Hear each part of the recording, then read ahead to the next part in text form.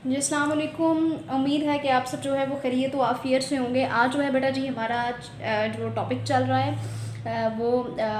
हमारा जो last topic चल रहा था उसके ऊपर हमने डिस्कशन कर ली थी। आज हमारी जो है वो हम एक्सरसाइज के ऊपर बात करेंगे। तो एक्सरसाइज में सबसे पहले जो है वो चैप्टर नंबर 1 की एक्सरसाइज में आपको नज़र आ रहा है कि which of the following is a correct sequence in biological methods के जो करेक्ट सीक्वेंस है बायोलॉजिकल मेथड का वो कौन सा है। कि आप जब बायोलॉजिकल मेथड को यूज़ करते हैं या साइंटिस्ट जो है जब किसी प्रॉब्लम को लेकर के बात करते हैं तो वो बायोलॉजिकल जो मेथड है वो बेसिकली उसके अंदर जो है वो सीक्वेंस क्या चलेगा कि सबसे पहले जो है वो साइंटिस्ट क्या करते हैं। ये मल्टीपल चॉइस क्वेश्चन है। इसमें जो है आपको पहले वाले ऑप्शन में नज़र आ रहा है जी ऑब्जर्वेशन होती हैं, हाइपोथेसिस होता है, लॉ होता है या थ्योरी होती है।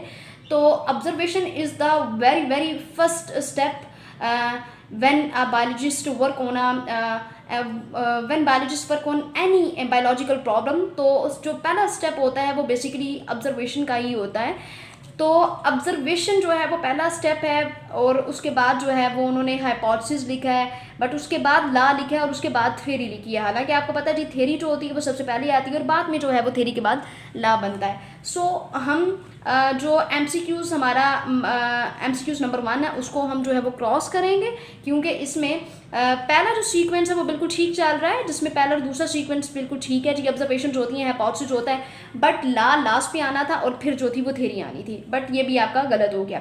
अब हम दूसरे वाले एमसीक्यूज़ को देख लेते हैं। तो दूसरे वाले एमसीक्यूज़ में उन्होंने आपको बताया जी ऑब्जर्वेशन जो होती हैं एज वेल एज जो है वो हाइपोथेसिस होती हैं, उसके बाद डिडक्शन होती है जिसके अंदर आपने जो है वो डिडक्शंस में आपने ये किया था जी कि एक इंडक्टिव रीजनिंग होती है और दूसरी जो है वो डिडक्टिव रीजनिंग होती है। तो ये बिल्कुल आपका जो है वो सीक्वेंस ठीक जा रहा है और उसके बाद वही जो डिडक्शन रीजनिंग होती है उसको हम टेस्ट कर लेते हैं। तो वो टेस्टिंग ऑफ डिडक्शन वाला जो है वो प्रोसेस होता है, ठीक है।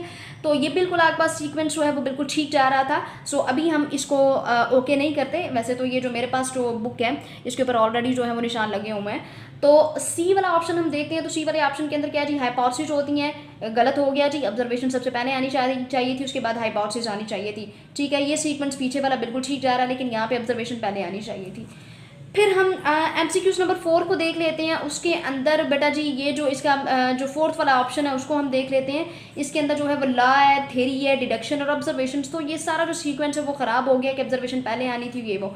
सो हमें मोस्ट प्रॉबेबली हमें जो है वो मोस्ट प्रॉबेबली जो बेटा जी आंसर लगेगा हमने उसी के ऊपर जो है वो टिक मार्क करना है। तो हमें मोस्ट प्रॉबेबली जो कि करेक्ट आंसर लग रहा है वो गालबन यही आंसर जो है वो ठीक है कि observation, hypothesis, deduction and testing of deduction जो है वो बिल्कुल ठीक सीक्वेंस आपका जा रहा है। उसके बाद बेटा जी सेकंड वाला जो एमसीक्यूज है उसको हम देख लेते हैं। Which of the following is employed in treatment of cancer. कि कैंसर की ट्रीटमेंट के लिए जो है वो हम किस चीज़ का यूज़ करते हैं या हमें कौन सा स्टेप जो है वो फॉलो करना चाहिए। क्या कैंसर की ट्रीटमेंट के लिए एंटीबायोटिक्स और वैक्सीनेशन वाला प्रोसेस होता है? नो। एंटीबायोटिक्स और वैक्सीनेशन वाला प्रोसेस होता है कि अगर पोलियो, कफ या मीजल्स और मम्स वगैरह वाली कंडीशन होती है तो देन एंटीबायोटिक्स या वैक्सीन जो है वो दी जाती हैं, या फीवर वाली कंडीशन हो जाती है तो। बट उसके बाद बेटा जी यहाँ पे सेकंड वाले ऑप्शन के अंदर आपको नजर आ रहा है जी रेडियोथेरापी एंड कीमोथेरापी। तो ये करेक्ट आंसर है कि रेडियोथेरापी और कीमोथेरापी की जाती है जब कैंसर होता है किसी भी बंदे को। तो उसके ट्रीटमेंट के लिए या तो रेडिएशन होती हैं वो गिराई जाती हैं, या फिर बेटा जी जो है ये केमिकल्स के थ्रू जो होता है वो उस वाले जो कि इन्फेक्टेड एरिया होता है उसके ऊपर जो है वो केमिकल्स का जो है वो यूज़ किया जाता है। देन सी वाले ऑप्शन के अंदर आपको नजर आ रहा है जी कीमोथेरापी एंड एंटीबायोटिक्स। तो chemotherapy is the right answer, but antibiotics is not, क्योंकि एंटीबायोटिक्स और वैक्सीनेशन वाला प्रोसेस जो होता है वो मीजल और मम्प्स के अंदर ही यूज होता है। So second answer is the correct answer, ठीक है। तो radiotherapy and chemotherapy is the correct answer. Radiotherapy and chemotherapy is use for the treatment of cancer, ठीक है। सो सेकंड वाला ऑप्शन जो होगा वो बिल्कुल ठीक होएगा। उसके बाद बेटा जी आपको नजर आ रहा है जी जो 3 वाला है ऑप्शन, इसमें 3 वाले के अंदर जो है वो आपका एमसीक्यूज नंबर जो 3 है इसके which of the following is not a viral disease. तो वायरल डिजीज कौन सी नहीं है। तो उन्होंने कहा जी कोपॉक्स जो है वो वायरल डिजीज़ है, मम्प्स जो हैं ये भी वायरल डिजीज़ है, स्मॉल पॉक्स तो आपको पता है जिसको हम कहते हैं जी इसको वैसे तो औरतें जो होती हैं वो आकड़ा लाकड़ा भी बोलती हैं। और ये बेसिकली जो होते हैं वो दाने होते हैं, पानी से भरे हुए दाने होते हैं जो कि पूरे जिस्म के ऊपर हो जाते हैं। तो इसकी भी जो है वो वैक्सीनेशन अगर हम बच्चे को करवाएं तो उसको स्मॉल पॉक्स जो है वो कभी भी नहीं होता। बट अगर वैक्सीन्स नहीं करवाई जाती या उसको प्रॉपरली जो है वो वैक्सीनेशन का प्रोसेस नहीं होता, तो ये इस तरह से जो है बेटा जी ये वाली कुछ जो है डिजीज़ होने के खतरात होते हैं। सो टेटनस जो है बेसिकली वो एक वायरल डिजीज़ नहीं है, तो आप जो है वो टेटनस के ऊपर जो है वो टिक मार्क करेंगे। उसके बाद बेटा जी आपको जो है वो फोर्थ वाला नज़र आ रहा है, इसके अंदर जो है वो ऑप्शन इसके अंदर जो है वो MCQs नंबर 4, इसमें which one of the following is not related to cloning, के कौन सी चीज़ जो है वो क्लोनिंग से रेलिवेंट नहीं है।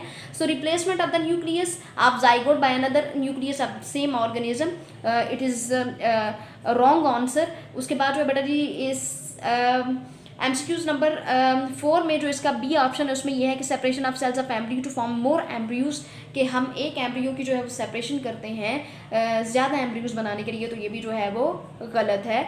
तो इसमें हम डी वाला जो है वो ऑप्शन देख लेते हैं जी। इसमें डी वाले में क्या होता है कि हम removal of piece of DNA और gene from the cell and incorporating another gene और piece of DNA in its place, तो बिल्कुल हम ऐसे ही करते हैं कि बेसिकली क्लोनिंग का मतलब ये होता है, मैं सबसे पहले आपको क्लोनिंग के बारे में बता देती हूँ, आपने पीछे जो है वो टॉपिक के अंदर क्लोनिंग के बारे में पढ़ा भी है। तो क्लोनिंग का मतलब ये होता है कि आप जो डिज़ायर जीन्स बनाना मतलब डिज़ायर आप अपने कैरेक्टर्स जो है वो किसी भी ऑर्गेनिज्म के अंदर जो है वो इंजेक्ट करना चाह रहे होते हैं कि हमारे आने वाली जो नस्ल हो वो बिल्कुल वैसी हो जाए। तो ये बेसिकली जो है वो 9th क्लास की बायोलॉजी की बुक के अंदर आपने म्यूल और वो जो थी म्यूल की आपने एग्जाम्पल पढ़ी थी, जो कि घोड़े और उसका जो है वो घोड़े का क्रॉस करवाया गया था डंकी के साथ, और उसके बाद जो है वो म्यूल बना दिया गया खच्चर। लेकिन उसके अंदर ये था कि वो खच्चर जो था वो रिप्रोडक्शन का प्रोसेस नहीं था कर सकता। सो उसके अंदर बेसिकली जो था वो by the help of cloning वाला वो प्रोसेस था कि हम लोगों ने जो है वो, अब देखें जब हम खच्चर को देख रहे थे तो खच्चर के अंदर जो थे वो घोड़े वाले भी कैरेक्टर्स थे और गधे वाले भी कैरेक्टर्स थे। तो बेसिकली जो नेक्स्ट उसकी जनरेशन आई वो खच्चर की फॉर्म के अंदर आई, लेकिन जो म्यूल है वो रिप्रोडक्शन नहीं कर सकता। तो removal of piece of DNA और gene from the cell and incorporating another gene और piece of DNA in its place, कि हम क्या करते हैं कि जो हमने करेक्टर मतलब डेवलप्स करने हैं हम लोगों ने, डेवलपिंग ऑफ करेक्टर वाला जो प्रोसेस होता है उसमें हम जिस तरह की चीज़ बना रहे होते हैं, या ये ना सिर्फ जो है वो एनिमल्स के अंदर होती है बल्कि ये प्लांट्स के अंदर भी ये प्रोसेस जो होता है कि हम अपने डिज़ायर जो कैरेक्टर्स होते हैं वो हम इंजेक्ट कर देते हैं, हम पीस ऑफ DNA लेते हैं और उसको जो है वो जिस भी एनिमल की बॉडी के अंदर अगर इंजेक्ट करना होता है या हमने जो है वो प्लांट की बॉडी के अंदर इंजेक्ट करना होता है तो हमारी आने वाली जो नस्ल होती है वो उसके अंदर ऑब्वियसली वो वाले कैरेक्टर्स होते हैं। सो बेटा डी वाला जो ऑप्शन है वो बिल्कुल करेक्ट ऑप्शन है, बाकी के जो 3 ऑप्शन हैं वो गलत ऑप्शन है। The individuals resulting have similar genetic makeup, तो ये बेटा जी सिमिलर जेनेटिक मेकअप जो है बिल्कुल सिमिलर। अब देखें ना कि यहाँ पे जो 3 वाला इसका सी वाला ऑप्शन है इसमें ये कह रहे हैं कि the individuals resulting have similar genetic makeup, कि जो इंडिविजुअल होता है वो उसका जेनेटिक मेकअप जो होता है वो बिल्कुल सिमिलर होता है कि जिस तरह से आपने जीन्स जो होती हैं वो ली होती हैं। सो ऐसा भी नहीं होता, जिस तरह से अभी मैं एग्जांपल आपको दे रही थी, ये म्यूल की एग्जांपल दे रही थी कि हमने जो क्रॉस करवाया था हमने हॉर्स और डंकी का करवाया था, लेकिन उसके अंदर दोनों कैरेक्टर्स थे। अब जब म्यूल को देखा जा रहा था तो म्यूल जो था वो घोड़े जैसा भी लग रहा था, वो गधे जैसा भी लग रहा था, मतलब उसको हम प्रॉपरली डंकी भी नहीं थे बोल सकते और हम उसको प्रॉपरली जो थे वो हम उसको हॉर्स भी नहीं थे बोल सकते, तो उसके अंदर दोनों कैरेक्टर्स थे। सो सी वाला ऑप्शन भी जो है वो रॉन्ग है, क्योंकि इसका जो है वो बिल्कुल सिमिलर जो है वो जेनेटिक मेकअप नहीं होता। ठीक है, तो कोई ना थोड़ा बहुत जो होता है वो चेंज होता है। ठीक है, सो ये जो डी वाला ऑप्शन है वो बिल्कुल करेक्ट आंसर है। अच्छा जी, उसके बाद हम शॉर्ट क्वेश्चंस को देख लेते हैं। सारे के सारे जो है वो शॉर्ट क्वेश्चंस आपने पढ़े हुए हैं, यहाँ पे जो है मैं हल्की सी समरी आपको दे देती हूँ।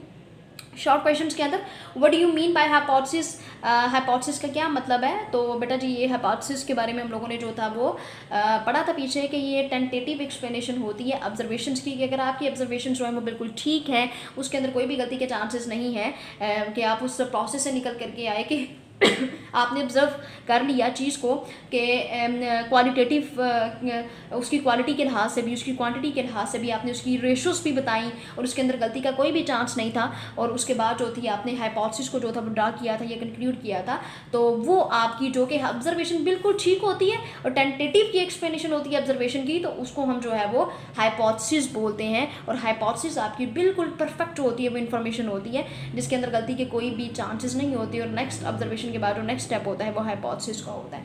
Then how does law differ from theory, theory और लॉ के अंदर जो है डिफरेंस क्या है, तो ये भी मैंने आपको जो है बायोलॉजिकल मेथड के अंदर काफ़ी ज़्यादा एक्सप्लेन कर दिया था कि थ्योरी और लॉ के अंदर जो था वो क्या डिफरेंस था।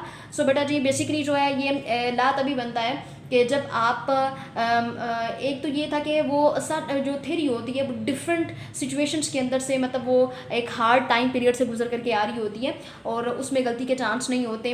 हर चीज़ जो होती है आपकी जो है वो ऑब्जर्वेशन से, हाइपोथेसिस से, तो ये ला वगैरह से, सॉरी थ्योरी वगैरह से निकल करके आ करके बिल्कुल उसको किसी भी साइंटिस्ट ने या किसी भी जो है वो, मतलब जो कि उस चीज़ को देख रहे होते हैं, वो अगर रिजेक्ट नहीं करते और बिल्कुल आपकी जो वो है थ्योरी प्रूव्ड हो जाती है, तो वो आपका बेसिकली ला बन जाता है। और इसके अंदर जो है वो एग्जांपल्स आपको बताई गई थी बेटा जी कि आपकी एग्जांपल्स के अंदर ये था कि वो ला ऑफ सेग्रीगेशन और मेंडल इंडिपेंडेंट असॉर्टमेंट वाले जो थे वो एग्जांपल्स थी कि साइंटिस्ट ने जो था वो काम किया हुआ था, राउंड और रिंकल जो थे पी प्लांट्स उसने लिए थे, उन्होंने आपस में मिलाया और उनका क्रॉस करवाया, तो ये थ्योरी और ला जो था बेसिकली उनका जो था वो ला बन गया था। So what is deductive reasoning? Basically deductive reasoning क्या है? तो ये बेटा जी ये हम लोगों ने जो है वो जब स्पैरो की एग्जाम्पल लेकर के हम लोगों ने बात की थी कि तमाम बर्ड्स के जो होते हैं वो विंग्स होते हैं, और डिडक्टिव रीजनिंग जो है इसकी आगे से दो टाइप्स थी, एक इंडक्टिव रीजनिंग थी, और इसके अंदर बेटा जी ये है कि आपने वो स्पैरो वाली एग्जांपल जो है वो अंदर कोड कर लेनी है। फिर डिफाइन वैक्सीनेशन क्यों दी जाती है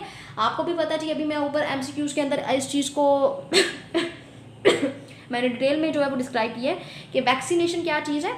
तो वैक्सीनेशन में क्या होता है कि ये मम्स, मीजल्स या जितने भी वायरल इन्फेक्शन होते हैं जो कि बाय टचिंग प्रोसेस भी होते हैं, जिस तरह से अगर स्मॉल पॉक्स हो गया, तो अगर मेरे ही किसी पार्टनर को स्मॉल पॉक्स हो गया, कोई कलीग है या कोई स्टूडेंट है, तो अगर मैं उसको बार बार टच करूँगी या फिर मैं मतलब उसके पास बैठूँगी, उसके साथ काम करूँगी, तो ये एक वायरल इन्फेक्शन है, मुझे वो इन्फेक्शन हो जाएगा। तो इसकी प्रॉपर्टी जो है वो वैक्सीन तैयार की जाती हैं। दैन यहाँ पे आपको बता रहे हैं जी write a short note of cloning का जो है वो उसी के अंदर जो है इसके अंदर आपने जो है वो शॉर्ट सा नोट लिखना है, क्योंकि ये 2 नंबर का शॉर्ट क्वेश्चन है, तो इसमें आपने यही लिखना है कि क्लोनिंग वो वाला प्रोसेस होता है जिसमें हम ऑर्गेनिजम्स के अपने जो डिज़ायर करैक्टर्स होते हैं वो हम जो है वो इंजेक्ट करते हैं किसी भी उस बॉडी के अंदर जिसको हम उस जैसा बनाना चाह रहे होते हैं। तो हम क्या करते हैं जी क्लोनिंग के प्रोसेस के अंदर हम रिमूव करते हैं पीस ऑफ डीएनए को या जीन्स को उसके सेल से और उसको इनकॉर्पोरेट करवा देते हैं जिस प्लांट की बॉडी के अंदर या एनिमल की बॉडी के अंदर हमने उसको इंजेक्ट करना होता है। तो ये क्लोनिंग की आपने इसके अंदर जो है वो डेफिनेशन लिखनी है। सो आपके शॉर्ट क्वेश्चन जो हैं वो पूरे हो गए।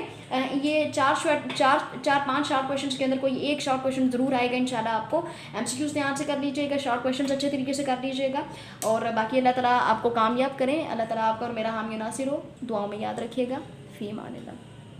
वीडियो पसंद आई तो लाइक करें, अपनी राय कमेंट करें। ऐसे ही मजीद वीडियोस के लिए हमारा चैनल सब्सक्राइब करें और बेल का आइकन दबाएं ताकि आपको हर वीडियो का नोटिफिकेशन मिलता रहे।